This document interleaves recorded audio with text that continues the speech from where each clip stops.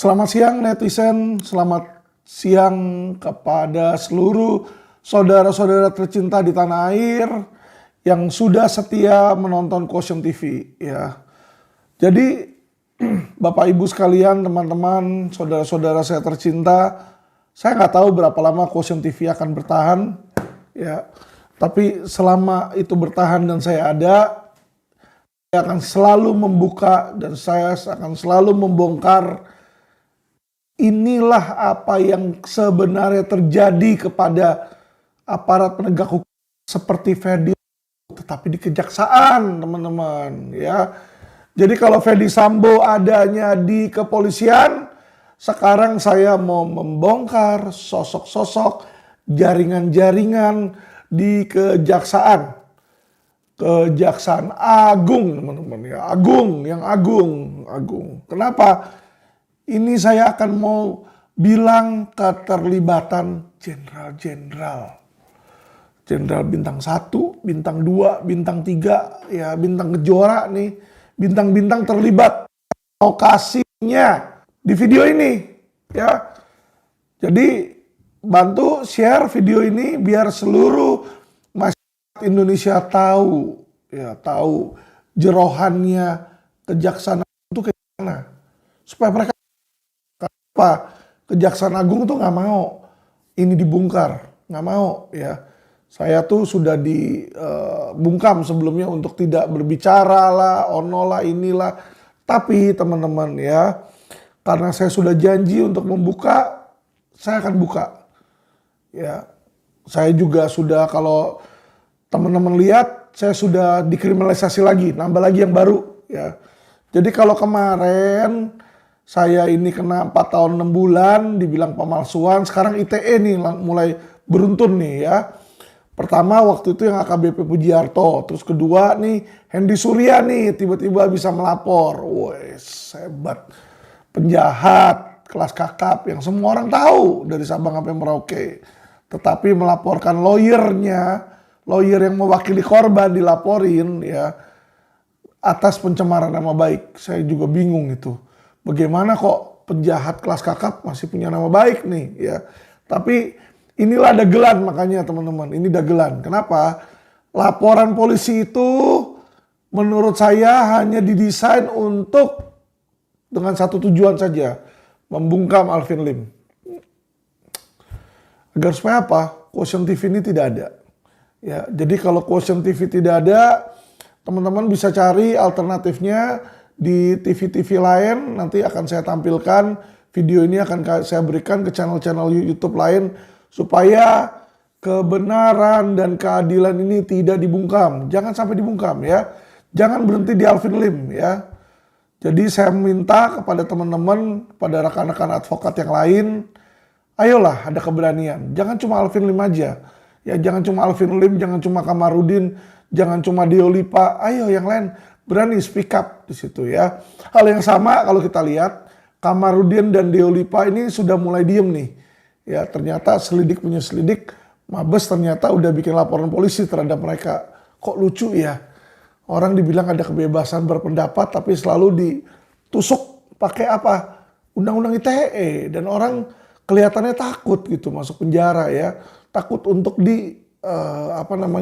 dikriminalisasi, teman-teman. Ini yang bikin saya sedih ya. Ini yang bikin saya sedih, teman-teman. Tadi siang saya baru ketemu dengan saudara saya, teman saya, sahabat saya ya, yang walaupun agamanya lain, sukunya lain, beliau adalah orang Bali, yaitu saudara Jering. Tadi saya ketemu di Hotel Hilton. Saya bilang, "Bang, mantap abang. Vokal sebelum-sebelumnya. Ayo bang kita podcast bareng." Jawaban beliau, "Aduh, saya belum bisa bro. Di situ bro, saya lagi masih bebas bersyarat." Waduh, saya juga nggak enak nih sama istri nih, udah janji nih. Wah ya udah deh ya.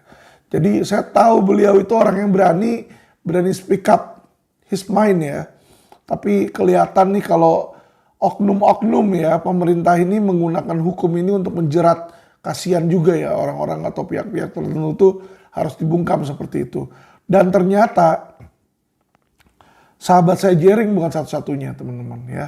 Jadi Om Lius juga sama. Saya tanya, Lius nggak ngomong vokal? Aduh, masih ada laporan polisi satu ya tentang makar.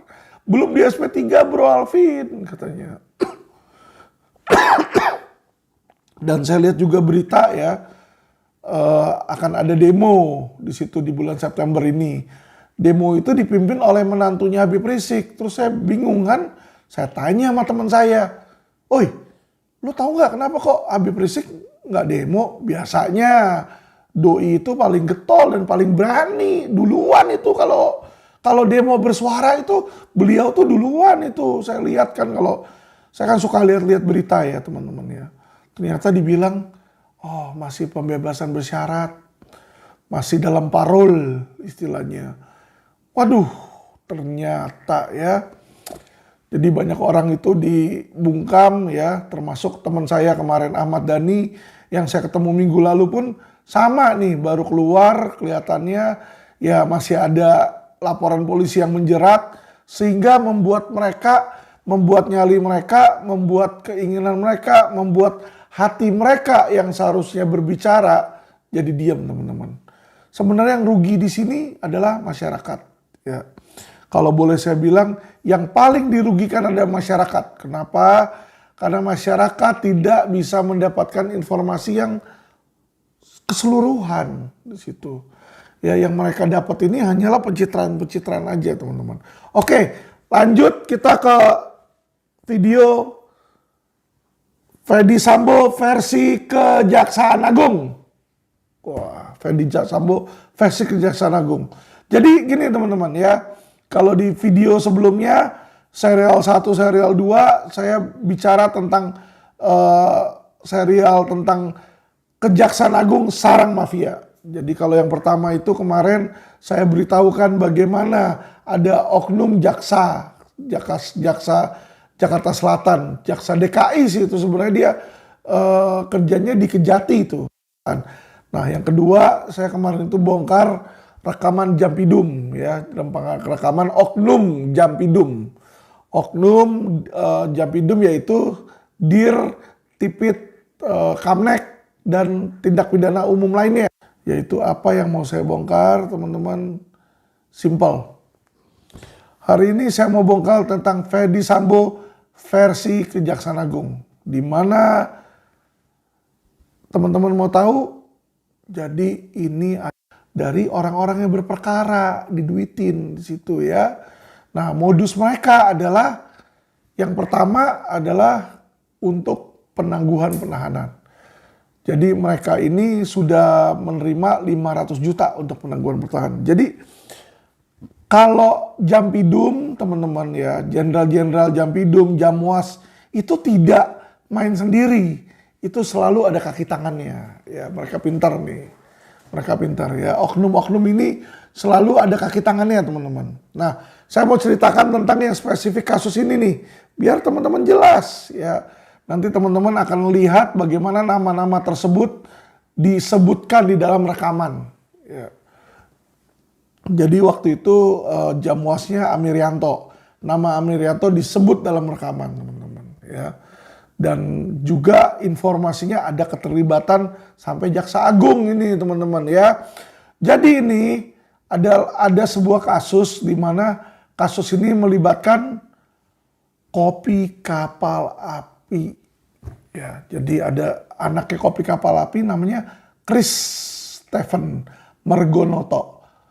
Chris Stephen ini taruh uang 20-an miliar untuk nanam modal di tambang ya, tambang di Morowali di Sulawesi. Nah mereka bikin ada sengketa nih, ada sengketa. Jadi kalau saya lihat sebenarnya klien saya ini yang bernama Christian Halim ini nggak ada niat untuk mencuri atau menipu atau mencurangi ya. Tapi memang si Chris Stephen ini lulusan luar negeri, orangnya gak polos sih kalau saya lihat ya. Dia ini seharusnya kan yang namanya mau kasih duit itu harusnya diminta dulu, dikasih lihat dulu dong. Mana perinciannya? Nanti mau bikin apa ini? Bagaimana? Dibikin dulu harusnya perjanjian hitam di atas putih.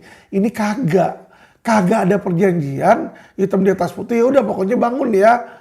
Ya, yang namanya orang bangun ya dia punya pemikiran sendiri, si developer, si Chris Stefan punya pemikiran sendiri yang ternyata nggak matching di sini ya. Jadi pokok permasalahan. Tapi terlepas dari materi, kita nggak mau bahas materi teman-teman, siapa benar siapa salah.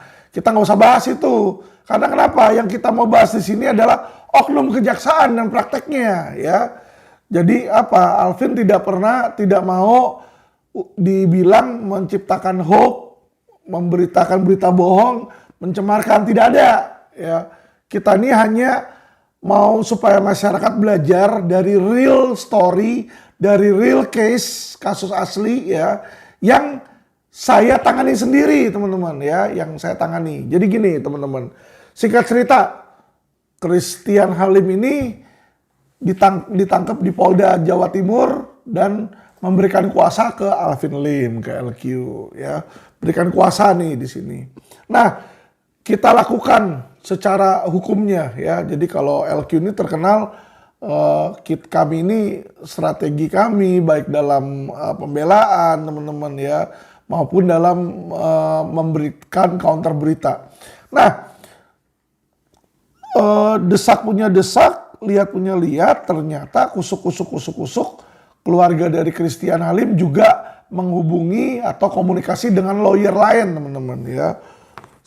Saya informasikan aja. Jadi lawyer tersebut bernama Natalia Rusli ya. Jadi dia hubungi nih, ketemuan dengan Natalia Rusli di situ. Bicara dengan Natalia Rusli dan ternyata teman-teman terjadilah penyerahan uang ya. Jadi ini kalau teman-teman lihat nanti videonya ini, biar video ini nanti dimasukin di dalam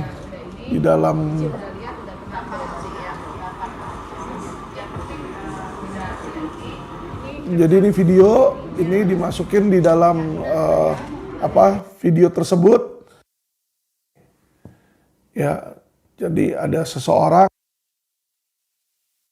teman mana sebelum menjadi ses Jampidum nih yang terima duit sesnya ya. Jadi biasanya Jampidum tuh nggak mau tangannya kotor teman-teman ya, dia selalu suruh anak buahnya. Jadi anak buahnya juga pintar ya, bintang 2-nya nggak, dia pakai kron melalui advokat lain. Ditunjukkanlah oleh Natalia Rusli sosok dari Jampidum ini teman-teman, dari ses Jampidum.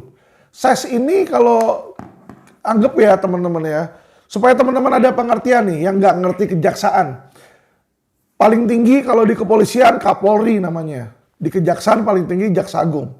Di bawah Jaksa Agung ada yang namanya Jampidum, di bawah Kapolri ada yang namanya Kabareskrim, sama-sama bintang 3 nih. Ya, kalau Jampidum punya wakil bintang 2 namanya ses Jampidum.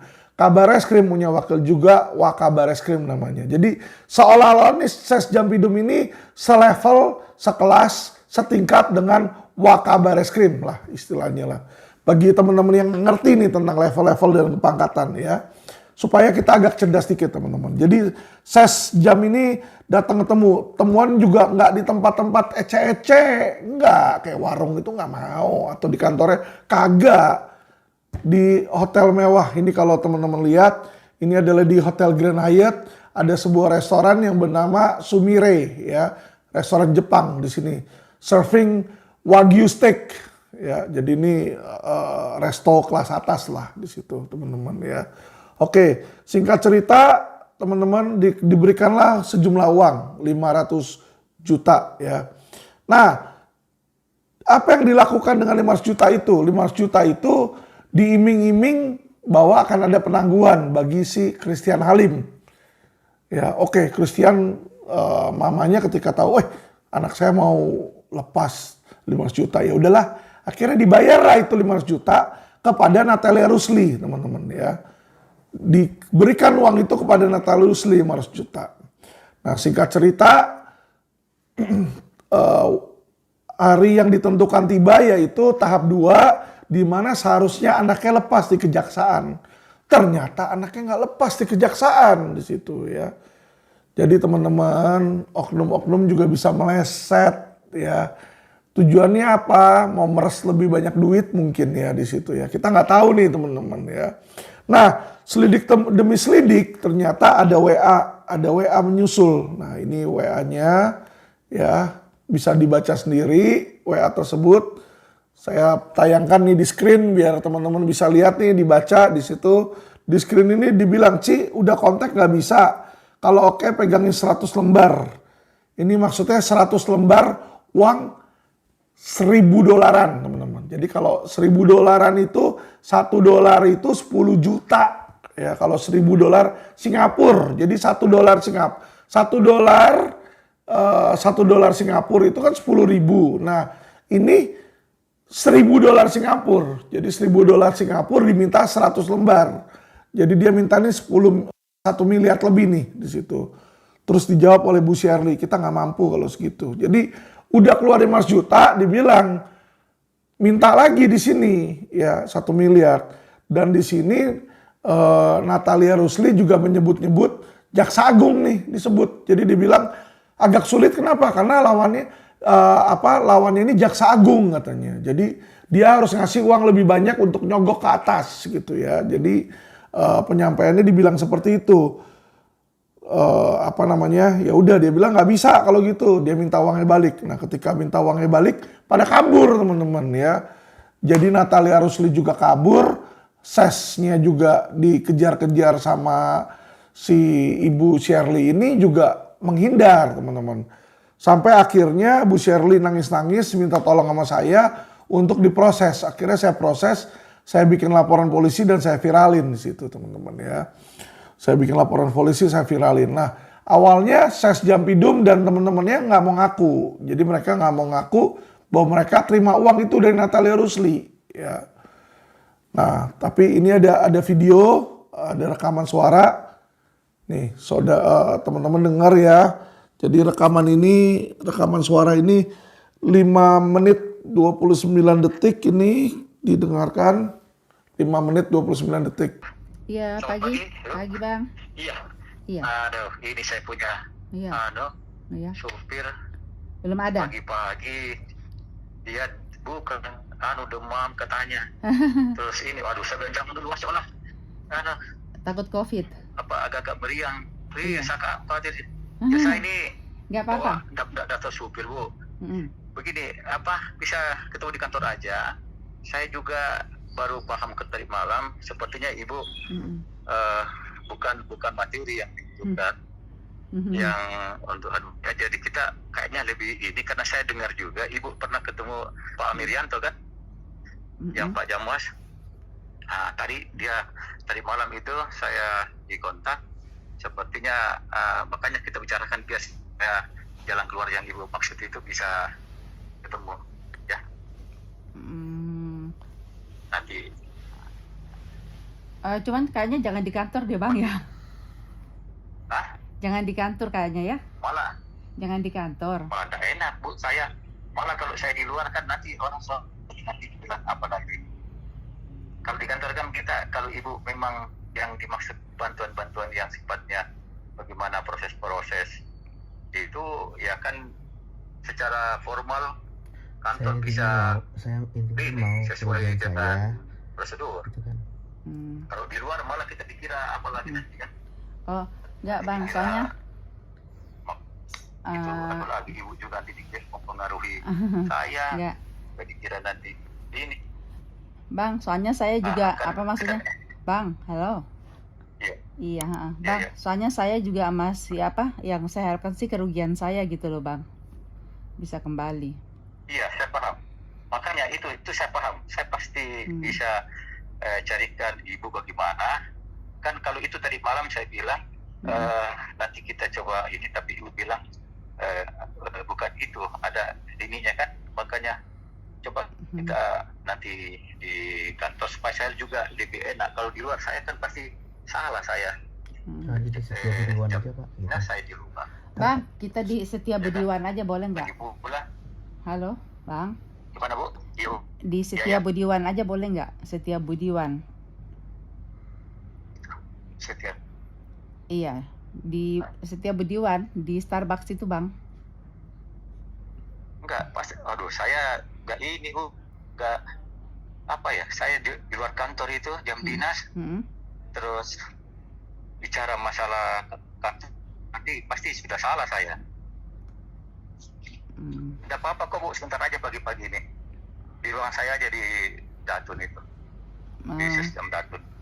Nanti. Aduh, saya nggak enak ke sana, Bang. Masa Ibu justru aman kan kalau di kantor kita bisa itu.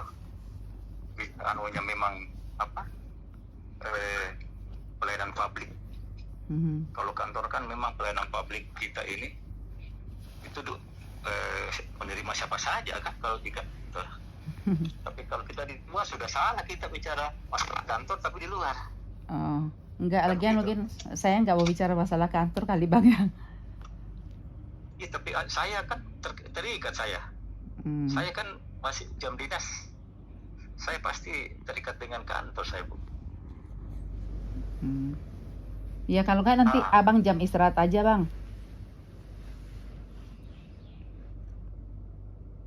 Halo. Saya masih jam istirahat aja, nggak apa-apa jam. Jam 12 gitu, Bang. Paling. Coba dulu nanti saya Iya. Enggak, kalau Ibu memang apa maksudnya ingin mendapatkan yang baru, semuanya lebih cocok kalau kita bicarakan di kantor. Nggak usah sih, kayaknya kalau ke situ udah nggak usah deh, Bang. Oh, iya. Toh juga saya udah jalan sidang iya. kan? Toh juga kan kami memang sudah jalan sidang kan? Iya. Iya. Makan nanti. Ya sudah, kalau memang itu nanti coba saya lihat dulu. Karena Iya. saya juga ini kan harus melihat kewajiban saya sebagai pegawai.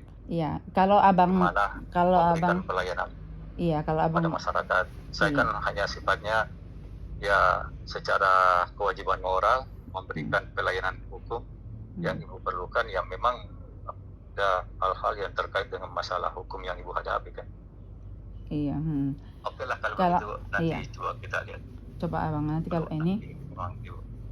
Iya. Iya, di jam istirahat kalau mau ini boleh, Bang.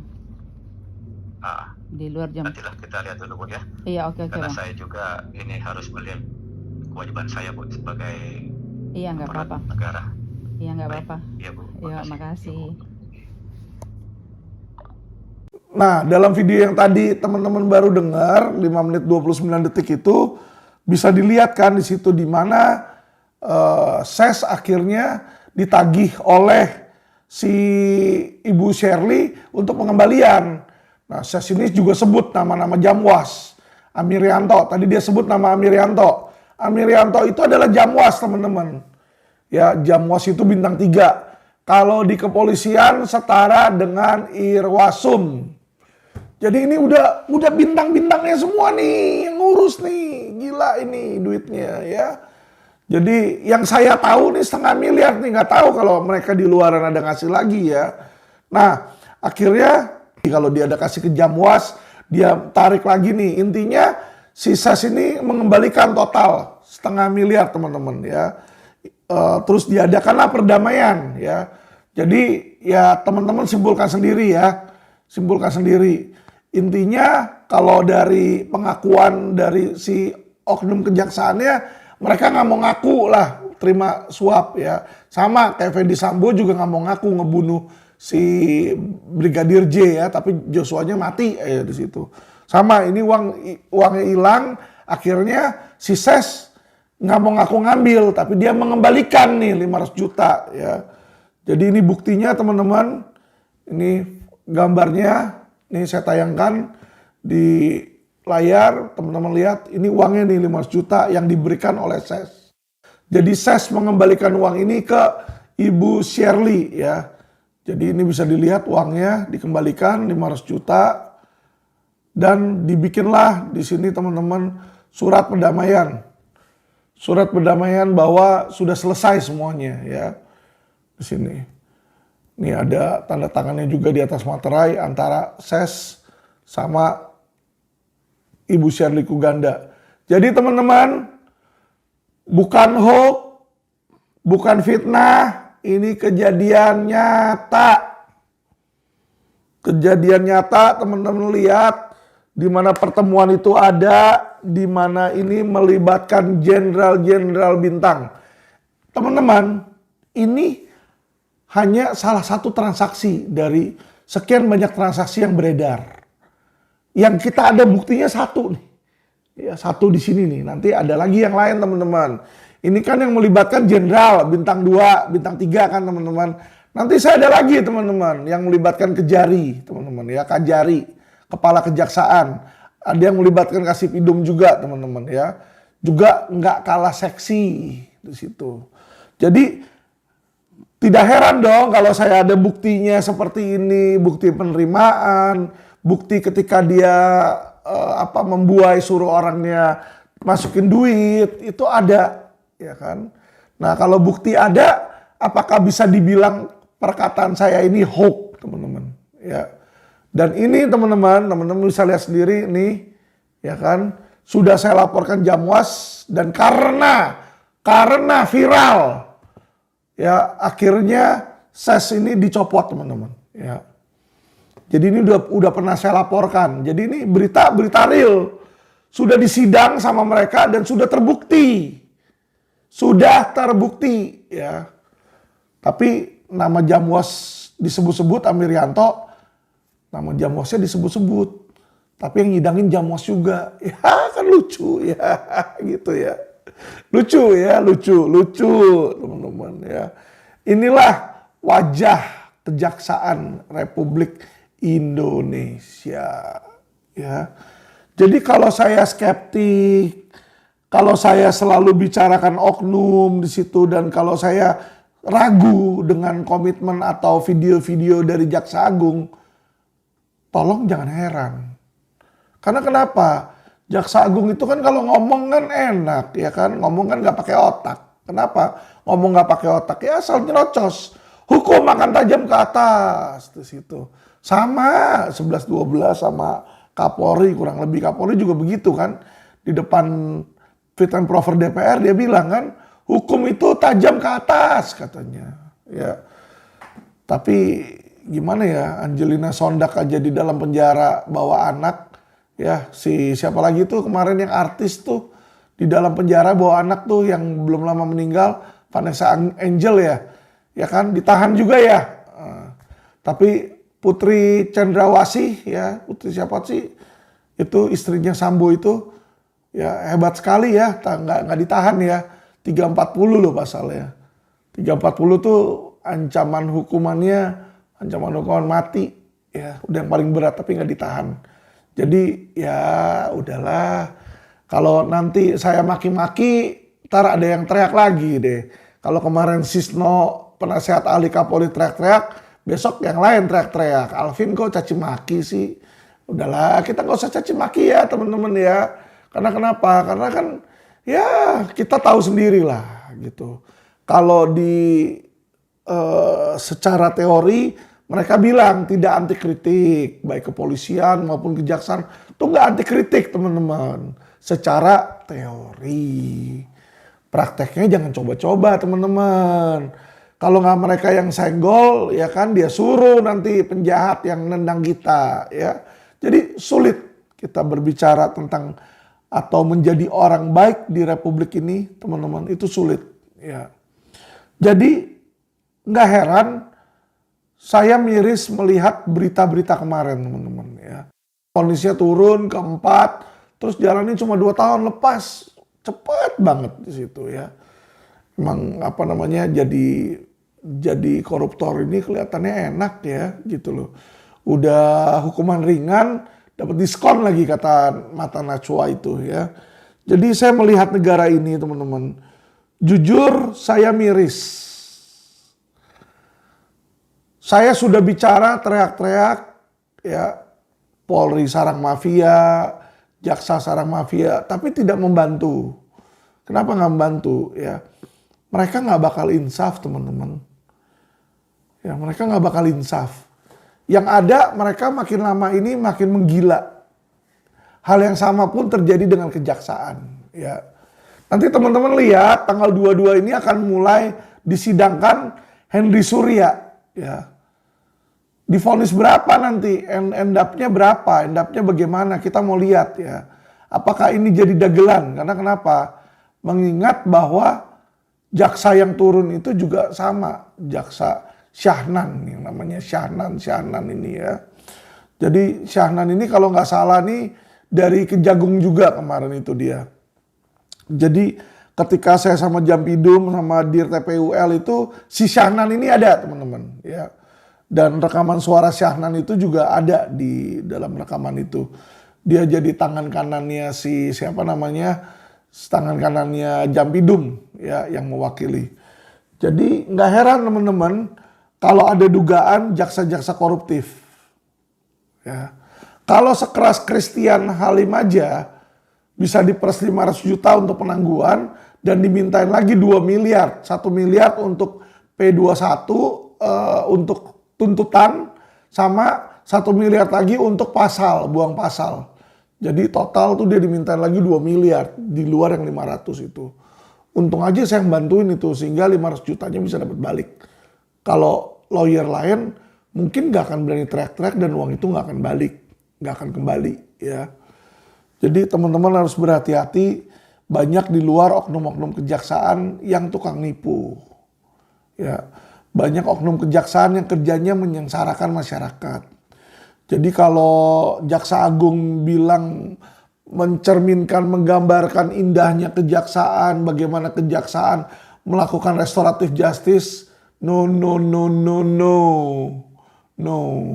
Itu hanya untuk kasus yang ada duitnya. Restoratif justice. Restoratif justice itu kasus-kasus ya nyolong tempe, nyolong pisang lah, bisa lah restoratif justice. Tapi kalau kasus yang kelas berat, cian dulu, duit dulu bicara. Mau apa? Penangguhan, mau buang pasal, mau tuntutan rendah, ya duit dulu ya. Nanti kita lihat ya. Kemarin Syahnan kan kalau Alvin Lim 263 tuntut maksimal 6 tahun. Saya mau lihat teman-teman nanti ya ketika Hendy Surya ini dituntut maksimal nggak 20 tahun. Saya mau lihat nih ya kan. Kalau saya sih agak skeptikal ya melihat kayak begini. Karena kenapa? Kejaksaan itu masih dan tetap sarang mafia. Jadi netizen, saudara-saudara satu tanah air yang saya cintai ya kan. Saya jujur dan terus terang kepada teman-teman bahwa kejaksaan yang saya ketahui itu masih sarang mafia. Dari level bawah, jaksa di bawah sampai jaksa yang tinggi itu banyak sekali oknum kejaksaan. Banyak ya, dimana tuh kerjanya itu minta sogokan ya, memeras, mengkriminalisasi. Jadi kamu benar sekalipun nggak kasih duit, tamat riwayatmu. Situ. Tapi kalau kamu salah, kasih duit masih bisa lepas, masih bisa onslah. Ya. Jadi mereka ini kadang satu paket teman-teman, ya, antara jaksa, hakim sama polisi dan juga kalau dalam kasus ini ya kayak contoh tadi yang Christian Halim satu paket sama pengacaranya. Ya, jadi ada oknum pengacara nih. Jadi harus hati-hati juga teman-teman sama oknum pengacara ya. Apalagi oknum pengacara bodong kayak begini ya. Jadi kita harus sangat berhati-hati. Apalagi yang kerjanya cuma minta uang untuk sogokan. Itu harus hati-hati teman-teman. Karena kenapa? Ya kan, negara Indonesia ini banyak sekali korupsi. Oke, sudah dengar, sudah jelas. Saya mau ada pesan untuk Jaksa Agung. Jaksa Agung, ya, tolong berhentilah pencitraan. Stop pencitraan. Ya, anak buah Anda aja bintang 3, bintang 2 masih ada yang brengsek. Masih ada yang brengsek. Nggak percaya, panggil saya. Bukti-bukti ini saya bisa kasih. Ya, kalau Anda kan tidak tahu. Ya, ketika ini disidangkan, yang dikenain cuma satu orang doang.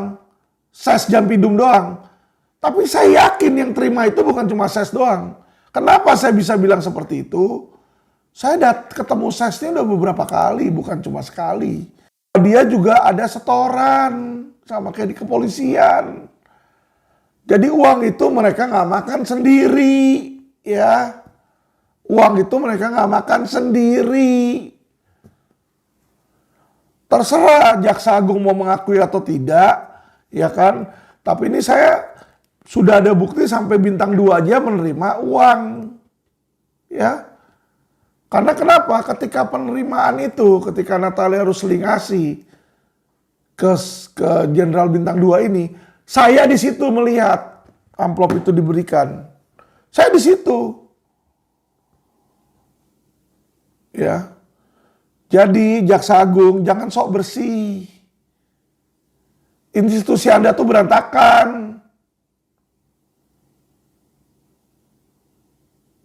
Orang seperti saya, kalian mau tuntut, kalian kerjasama sekarang sampai kerjasama sama Hendy Surya untuk membungkam saya, kan lucu itu. Emangnya kalian pikir saya nggak tahu? Jaksa yang sama sidangin saya, sekarang jaksa yang sama nyidangin Hendy Surya. Lucu sekali itu. Jadi Jaksa Agung kalau kamu memang mau bersih, ya kan, berani periksa itu Jampidum, Jamwas diperiksa, Amirianto periksa di situ. Karena nama Amirianto ini disebut-sebut oleh Ses Jampidum. Ya, Amirianto ini disebut bertemu juga dengan Shirley. Dan biasanya kalau ketemu, ya kan, kemungkinan diberikan. Diberikan apa? Duit, kemungkinan ada itu. Harus diperiksa dulu itu. Jadi jangan yang diperiksa itu cuma si Ses Jampidumnya doang. Ya, inilah kebiasaan. Biasanya periksa ke bawah, nggak berani periksa ke atas. Disinilah makanya saya kecewa. Saya jujur ya. Saya itu awal-awal pemerintahan itu saya sangat yakin dan optimis sebenarnya dengan pemerintah. Saya ini pendukung pemerintah.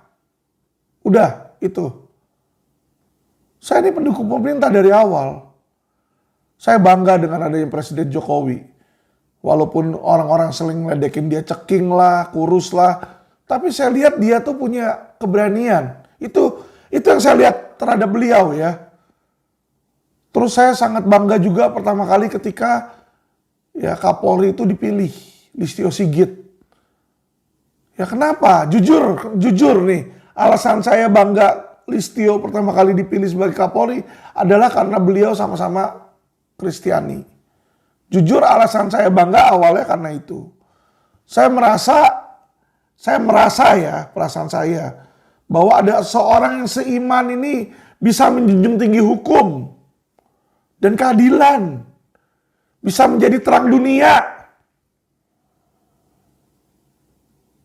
Terus ada Kadif Propam juga, yang dimana Kadif Propam itu Kristiani juga, yaitu si Ferdi Sambo ini. Saya melihat nih, wah mulai banyak ya polisi-polisi, aparat penegak hukum yang Kristiani, yang Kristen. Bukan karena saya rasis atau saya memihak agama tertentu, enggak. Tapi tentu saja ketika kita melihat kesamaan itu kita senang di situ ya. Kenapa? Saya berpikir terang ini mulai meliputi Indonesia yang saya lihat. Anggapan saya teman-teman, ini anggapan saya ya. Yang sorry ya, yang mungkin terlalu polos. Karena kenapa? Saya berasa dan saya merasa bahwa agama saya Kristen ini adalah agama yang baik. Ya. Dan Tuhan saya ini selalu mengajarkan hal yang baik. Disitulah makanya ketika saya melihat Kapolri dari agama Kristen, Kadif Propam dari agama Kristen, saya senang, saya happy. Timbul yang namanya hope atau pengharapan teman-teman.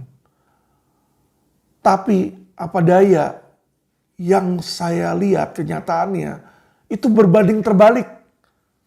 Berbanding terbalik. Seseorang yang Kristiani, yang mengaku beragama, ya kan, yang selalu kalau ngomong atau kalau WA, ya Tuhan memberkati, Jesus bless you, God bless you. Di situ saya kaget ketika dengar berita bahwa terlibat pembunuhan berencana di situ. Merekayasa kasus. Ya. Jujur di situ saya melihat bahwa ternyata Indonesia ini sedang tidak baik-baik saja. Ternyata apa yang disampaikan oleh saudara setanah air saya, yaitu saudara Habib Rizik, benar. Indonesia ada dalam darurat kebohongan. Terpaksa saya akui pernyataan beliau benar. Walaupun beliau berseberangan agama dengan saya. Dan saya melihat bagaimana penegakan hukum ternyata itu tidak sedang baik-baik saja. Di mana 6 orang syahada sudah menyerah dibunuh. Ya. Di mana katanya saya memalsukan. Tapi KTP yang dipalsukan juga nggak tahu kemana. Orang yang katanya memalsukannya juga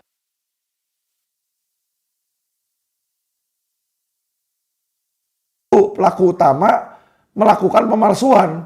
Tapi pelaku utamanya anehnya nggak pernah dihadirkan di sidang saya. Hadir aja kagak. Dihadirkan aja sama jaksa kagak mau. Karena kenapa? Jaksa tahu kalau dia dihadirkan, dia akan bilang saya nggak pernah melakukan hal tersebut. Disinilah teman-teman, saya melihat bahwa hukum itu di Indonesia ini dagelan. Jadi selalu ya di mana Kapolri, Jaksa Agung, Presiden selalu ngomong hukum adalah panglima. Setiap warga negara harus taat hukum. Oke, warga negaranya taat hukum. Tapi bagaimana dengan aparat penegak hukumnya? Apakah aparat penegak hukumnya harus juga percaya hukum? Apakah aparat penegak hukumnya juga harus taat hukum ini? Kok saya bingung gitu loh. Hanya warga negara yang selalu disenderin ke tembok. Bagaimana ini pertanggungjawabannya? Ya, jadi ketika polisi, ketika Jaksa Agung, ketika Kapolri bicara hukum adalah panglima, hukum adalah panglima. Tidak, Pak. Uang adalah panglima. Uang adalah panglima. Karena kenapa?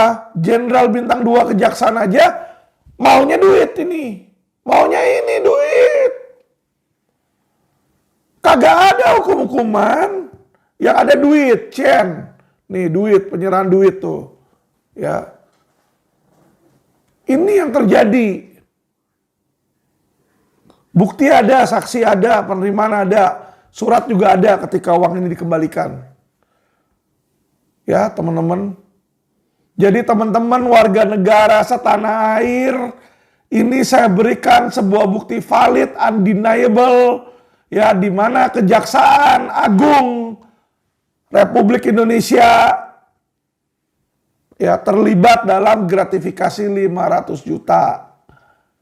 Ini yang kita ketahui dan punya buktinya, tapi tidak pernah diproses di kepolisian karena mereka saling melindungi. Ketika saya laporkan ke kepolisian, dihentikan laporannya oleh siapa? Oleh Kasubdit Kamnek, si Rendra. Ya, Rendra itu yang anak buahnya Sambo, itu hentikan. Jadi teman-teman, ya ketahuilah, Jampidum dan Jamwas itu orang-orangnya Sambo. Ya, mereka ini ada hubungannya, ada koneksinya. Selain kebakaran di Kejagung, di sini pun ada benang merahnya, teman-teman. Ya, ada benang merahnya. Di mana laporan polisi yang saya laporkan Kejaksaan Agung untuk diusut di kepolisian dihentikan oleh anak buahnya Sambo. Anak buahnya Fedy Sambo, yaitu oleh Kasubdit Kamnek, si Rendra. Ya, dihentikan, teman-teman. Jadi ini saya sempat laporin ke kepolisian, dihentikan di SP3. Ya. Jadi kalau ngomong sama saya tentang hukum, hukum itu mati. Yang ada uang itu adalah hukum. Uang itu adalah panglima. Ya, baik itu di kepolisian maupun di kejaksaan, oknum-oknum petinggi mereka, oknum-oknum jenderal mereka banyak yang jadi hamba uang. Ya, jadi kayak anjing, dikasih duit, dikasih makan, ya kan, dikasih makan, dikasih duit sama penjahat, nurut. Nurut karena apa? Dikasih duit sama penjahat. Inilah oknum-oknum aparat penegak hukum Indonesia, teman-teman. Kalau Alvin kasar, mencaci maki, nggak heran. Kenapa? Saya ini korban produk oknum. Sudah 2 kali. Ya, nanti akan mencicipi yang ketiga kalinya. Saya akan dipenjara ketiga kali untuk apa? Menjalani sebuah kejahatan yang nggak pernah saya lakukan.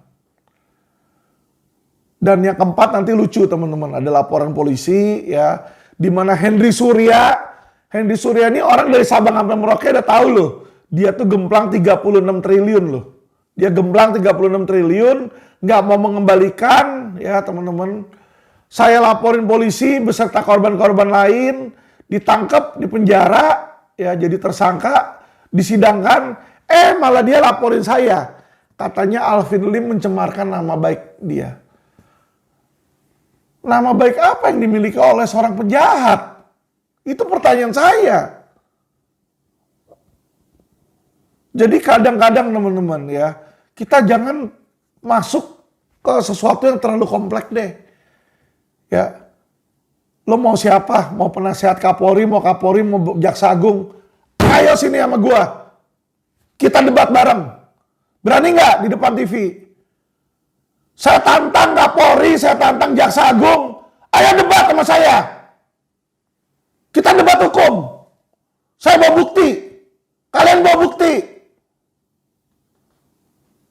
Saya akan buktikan bahwa uang negara ini. Kalian bisa nggak buktikan kebalikannya? Saya simpel aja kok. Saya paling benci sama orang-orang munafik. Saya paling benci sama orang-orang munafik.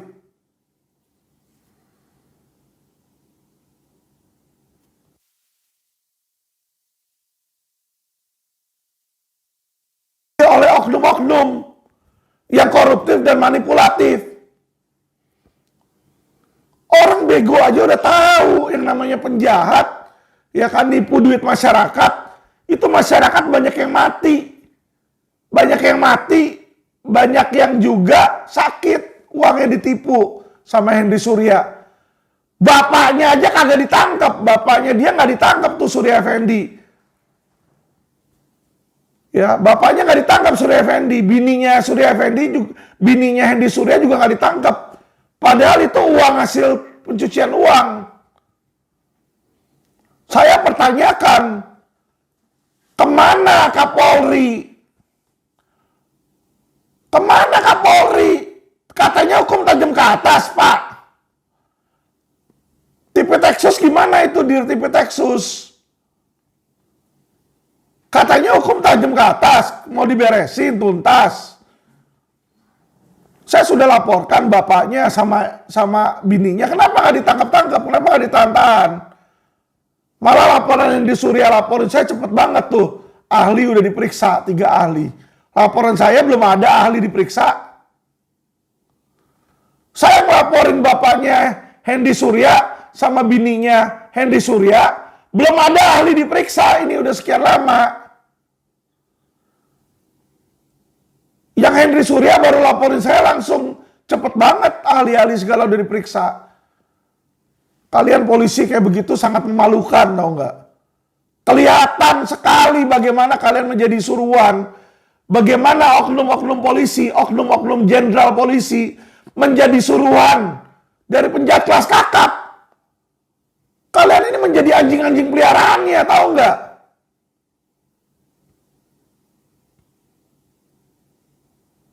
Mau apa? Mau tangkap gua? Tangkap aja.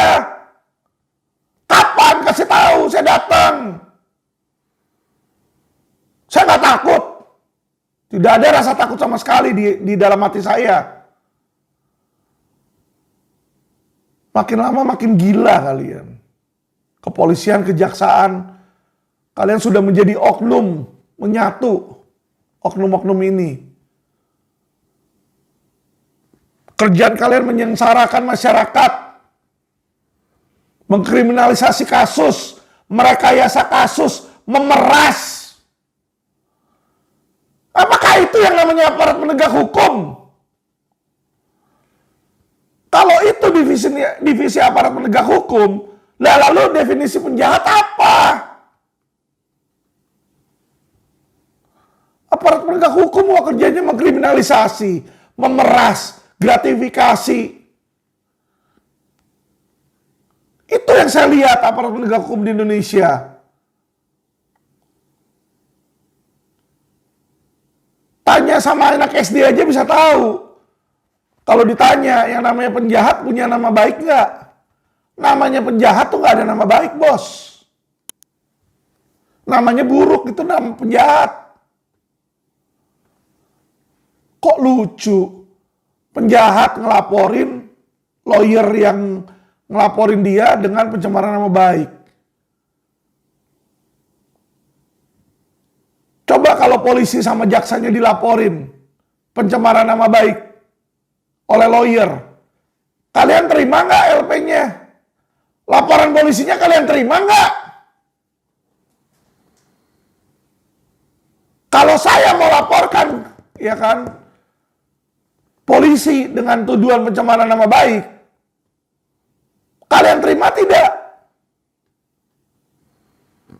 Kalau saya mau laporkan Bapak Kapolri dengan tuduhan hoax, SPKT berani terima nggak?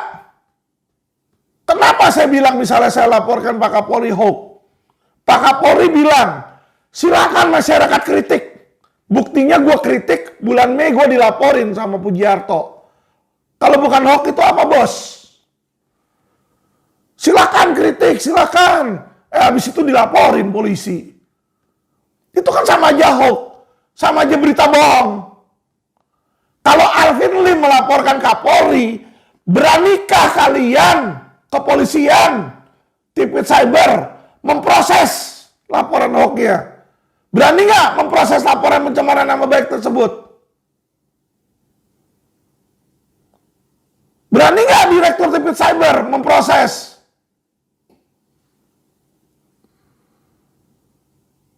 Kalau nggak berani, pantas saya mengatakan kalian tuh oknum Jenderal Banci. Karena kenapa? Kalian bilang penjahat aja boleh lapor. Lah, saya Alvin Lim mau laporin Kapolri, boleh nggak? Kalian terima nggak?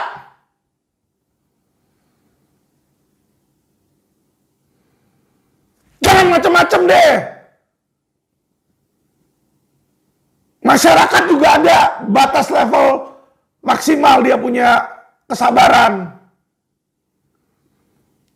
Saya nggak takut sama laporan ITE-nya Hendy Surya. Tetapi dengan seseorang dalam penjara dan jelas-jelas dia penjahat, bisa bilang dia punya nama baik tercemar, dan kalian polisi membantu, sudah menunjukkan di mana letak kalian. Apakah hati kalian ada pada Hendy Surya? Apakah hati kalian ada pada korban Indosuria? Korban itu belasan ribu, kasihan. Mereka banyak yang nggak bisa makan. Ada yang sudah mati. Nggak bisa berbicara lagi. Itulah ada lawyer kayak saya berbicara untuk mereka. Itulah tugas saya sebagai lawyer, untuk speak up. Bukan mau mencemarkan nama baik, tapi melakukan pembelaan. Kalian mengerti tidak hukum? Kerjanya cuma bisa mengkriminalisasi orang. Kalau nggak sependapat, ITE, pencemaran nama baik, melawan penguasa, hoax. Apaan itu?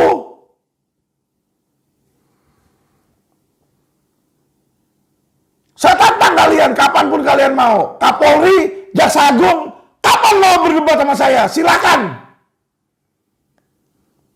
Kasih tahu kapan. Saya book nanti hotelnya. Saya book nanti YouTuber-YouTuber. Apa perlu kita berdebat di ALC atau di TV? Nggak masalah, ayo. Saya bawa bukti-buktinya. Di mana banyak oknum-oknum kalian yang brengsek. Jangan kalian putar balikan. Masyarakat yang mestinya dilindungin kok masyarakat sama kalian dikriminalisasi. Gak bisa kayak begitu, bos. Saya tahu kalian jenderal, kalian punya bintang. Tapi bukan berarti kalian Tuhan. Kalian mau punya jenderal, tetap seharusnya yang namanya equality before the law. Kalian harus tunduk pada hukum. Kalian harus tunduk kepada hukum. Gak bisa kalian bilang, Alvin Lim harus tunduk. Saya jenderal gak perlu tunduk. Gak bisa itu. Gak bisa. Kalau seperti itu saya gak heran. Mau dari agama apapun, mau Lius, mau Jering, kenapa mereka semua teriak? Karena mereka melihat ketidakadilan yang dilakukan oleh pemerintah. Mengerti? Sekali-sekali luangin waktu, tonton video saya. Saya ini menyuarakan keluh kesah dari masyarakat. Kenapa? Karena saya ngomong baik-baik, nggak pernah didengar. Setiap orang tuh ada level batas kesabaran. Saya bicara agar pemerintah berubah. Saya nggak mau menggulingkan pemerintah. Saya nggak mau menyebarkan fitnah atau kebohongan. Saya kasih bukti semua di dalam video saya. Mau cari delik pidananya, mau cari unsur pidananya. Lucu kalian kayak begitu, tau nggak? Kalian pemerintah. Tapi caranya supaya dihormati oleh masyarakat dengan mempidanakan. Jadi caranya itu kalian mau membuat orang takut. Itu nggak bagus. Yang terbaik adalah ketika masyarakat hormat sama aparat penegak hukum. Karena dari hati paling dalamnya dia bangga. Saya minta Bapak Presiden Jokowi, tolonglah. Ini Kapolri sama Jaksa Agung ini sudah nggak bisa membenahi kalau saya lihat. Berkali-kali saya minta, saya kasih tahu kesalahannya ini. Kemarin saya juga kasih tahu ke Kapolri, Pak, bagaimana orang dalam tahanan, akan dicari tahu ada pelanggaran nggak. Dan ternyata iya ada pelanggaran. Tipitexus bilang nggak ada, dia nggak ada ngebon. Sedangkan Daniel Tiveoli itu yang Brigjen Karobin Ops, dia bilang dibon katanya. Dari situ aja informasinya aja udah bertabrakan. Ternyata dia bilang, oh nggak ada, diantar. Mana ada penyidik nganterin, SPKT nganterin ke dalam tahanan untuk bikin laporan. Ya kalau nggak dikasih duit tuh nggak mungkin hal-hal yang kayak begitu. Nggak usah kayak begitu ya. Kalau klien lagi sakit aja atau apa tetap nggak mau kok, disuruh tunggu sembuh. Apalagi ini juga orang dalam tahanan, disuruh keluar dulu dari tahanan baru nanti dibikinin laporan polisi. Bukan berarti dia lapor polisi nggak boleh ngelapor, loh, boleh. Tapi dalam hal delik aduan itu dia harus dia sendiri yang datang melapor, datang. Ini polisi nyamperin, kan lucu. Sejak kapan SPKT masuk ke dalam tahanan?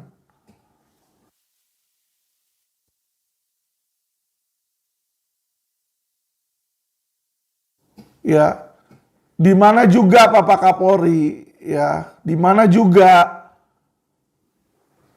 apa Dirtipid Cyber sudah tahu posisinya orang salah, udah tahu posisinya penjahat, masih sembarangan dikasih rekom di situ. Ya ini parah sekali ini parah sekali. Saya jujur sangat kecewa sekali yang dilakukan oleh oknum-oknum. Bagaimana masyarakat mau percaya? Nanti dari kepolisian, ya kan, dibikinlah penyidikan di situ dengan apa? Rekayasa, dengan bukti-bukti palsu, dengan saksi-saksi setelan, saksi-saksi bayaran. Terus apa? Dengan ahli. Dibilang sudah periksa 3 ahli. Emangnya saya nggak tahu ahli pidana, ahli bahasa itu tergantung siapa yang bayar. Itu pasti mereka dibayar. Ya, jadi memang tujuannya tuh untuk mengkriminalisasi. Udahlah, kalau masyarakat biasa, ya kan, gampang dibohongin oleh kalian. Kalau saya permainan-permainan kalian tuh udah saya ketahui semua. Trik-trik polisi, trik-trik jaksa tuh sudah saya ketahui. Capek saya ngelihatnya kayak begini. Ya, semoga suatu saat, ya kan, saya dikasih kekuasaan, kalian nanti lihat aja, gitu loh. Yang petinggi-petinggi, koruptor-koruptor, ya, saya babat-babatin habis nanti di situ. Nggak ada itu korupsi-korupsi. Kalau mau Indonesia maju, berantas itu korupsi. Subsidi itu bukan hal yang susah. Uang untuk subsidi itu Indonesia ada. Yang penting apa? Negara jangan korupsi. Pasti ada kok dananya. Orang Indonesia negara yang kaya kok.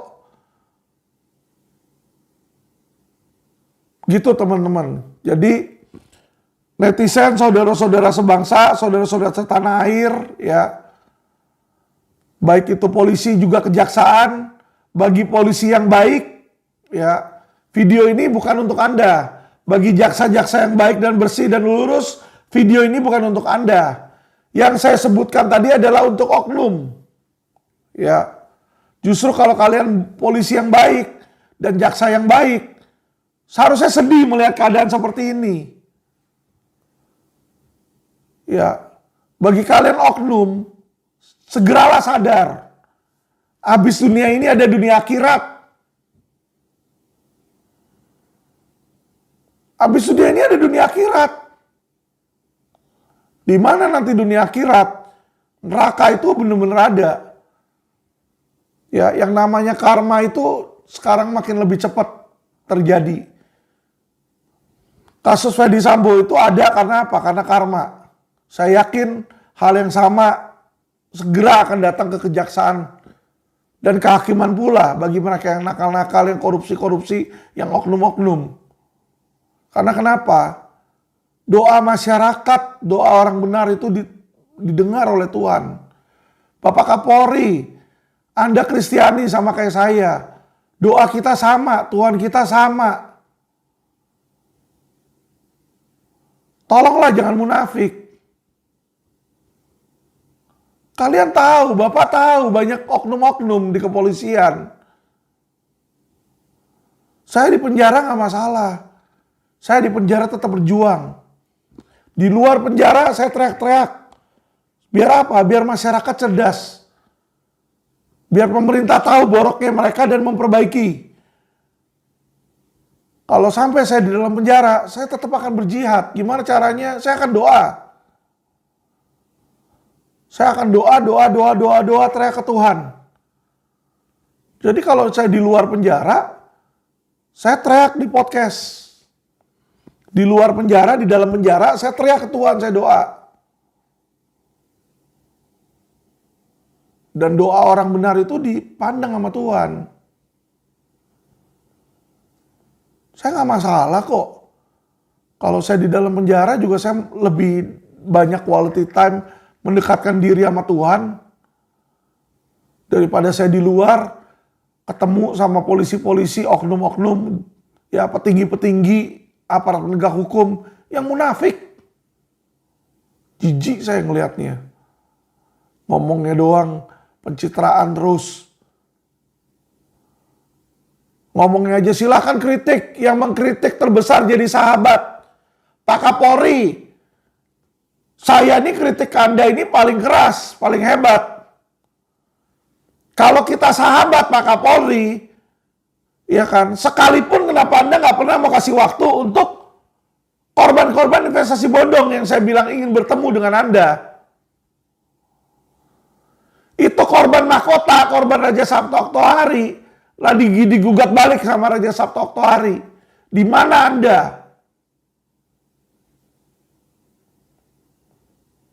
Jadi tolonglah, kalau bilang sahabat-sahabat yang paling kelas kritiknya adalah sahabat. Saya udah WA ke Bapak berkali-kali, Pak, saya minta waktu untuk ketemu, bukan buat sayanya, buat korban-korban masyarakat, Pak. Kalau Anda Kapolri yang baik, daripada buang-buang banyak waktu, ya kan, di Kompas, di media, Kompas TV itu, Rosi atau siapa lagi itu, buat supaya nama pencitraan. Temui Pak, masyarakat Pak, korban investasi bodong Pak, kasihan Pak. Itu dari Medan tuh, Ibu Lii itu, kasihan tuh. Digugat sama Raja Sabto Oktohari. Uangnya miliaran hilang, baru dikasih 100.000 perak. Diancam-ancam. Alwi juga, Bu Vera juga. Banyak Pak. KSPSB mandek tuh. KSPSB mandek, Net 89 mandek, ATG mandek, ATG, robot. Di mana kalian? Mabes di mana? Dirtipit Texas, Pak Wisnu, kemana Pak Wisnu? Dengar nggak? Punya kuping nggak? Koperasi Sejahtera Bersama mandek. Net 89 tuh Andreas teriak-teriak tuh di luar tuh. Bilang backingannya kuat di Mabes. Sampai sekarang kalian nggak proses-proses. Ya, Kresna tuh, Kresna Life, Kresna Sekuritas. Udah jadi tersangka 3 tahun. Bapak Kapolri juga udah bilang itu investasi bodong. Kenapa sama Wisnu nggak ditahan? Pertanyaan saya. Hah? Itu kejahatan-kejahatan cyber. Banyak itu robot-robot trading. Direktur Tipit Cyber kemana aja?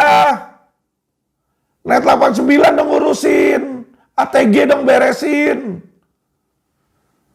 Kerjaannya cuma bisa kriminalisasi advokat. Mau jadi apa kalian? Bagaimana Polri bisa dihargai oleh masyarakat kalau cara dan perilakunya kayak begitu? Serah. Kalian mau bilang ngenes kek, apa kek. Saya ini mewakili masyarakat. Terutama masyarakat yang memberikan kuasa kepada saya sebagai lawyer. Yaitu korban-korban investasi bodong. Mereka ini teriak Pak Kapolri. Mereka ini teriak Pak Jaksa Agung. Anda permainkan kasusnya. Masihkah Anda punya hati untuk masyarakat? Kalau nggak punya, mundur aja. Biar digantikan oleh pejabat yang sanggup. Oke teman-teman, saya rasa video saya sudah cukup jelas. Ya, dan sudah cukup ada bukti. Hanya orang-orang yang dungu dan orang-orang yang memang munafik yang mau coba tutup mata melihat bahwa tidak ada apa-apa di Indonesia. Bahwa Indonesia sedang baik-baik saja. Yang ada itu Indonesia sudah tidak baik-baik saja. Itu yang terjadi.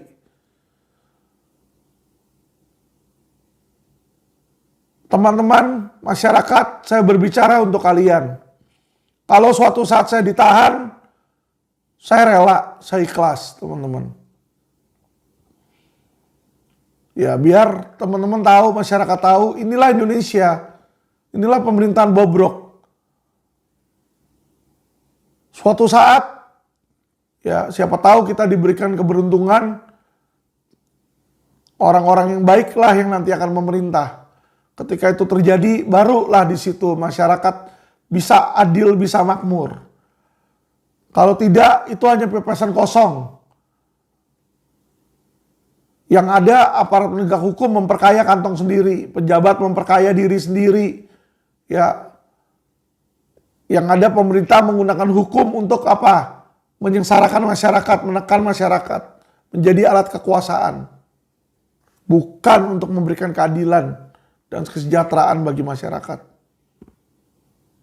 Ya, kita berdoa teman-teman, semoga Tuhan memberkati Indonesia. Agar Tuhan memberikan kasih sayangnya kepada Indonesia. Agar Tuhan memberikan perhatiannya kepada Indonesia. Kasihan saya melihat orang-orang Indonesia banyak yang miskin. Makan aja susah mereka. Dan kadang dijadiin bahan bercandaan oleh YouTuber. Dikasih kantong plastik makanan sisa dan sebagainya. Kasihan itu. Saya berdoa suatu saat Tuhan melawat Indonesia. Saya yakin itu waktu itu akan terjadi. Walaupun saat ini saya dikecewakan yang ada. Tapi saya yakin iman saya pada Tuhan. Bahwa Tuhan akan menjaga saya. Saya tidak akan kekurangan satu apapun. Hater mungkin banyak yang diciptakan untuk biar supaya masyarakat. Ujian dari masyarakat. Saya berbicara ini agar supaya kalian masyarakat diberikan perhatian oleh pemerintah. Diberikan hukum yang adil, itu aja. Itu aja. Kalau secara ekonomi saya udah lebih dari cukup kok. Kita berdoa sama-sama teman-teman. Ya, dalam agama masing-masing. Semua, mau yang Kristen, mau yang Muslim, mau yang Buddha, mau yang Hindu. Ayo kita doa untuk Indonesia. Indonesia ini akan melalui masa kritis, bukan cuma ekonomi, tapi hukum. Saya berdoa supaya Indonesia ini diberikan kemakmuran.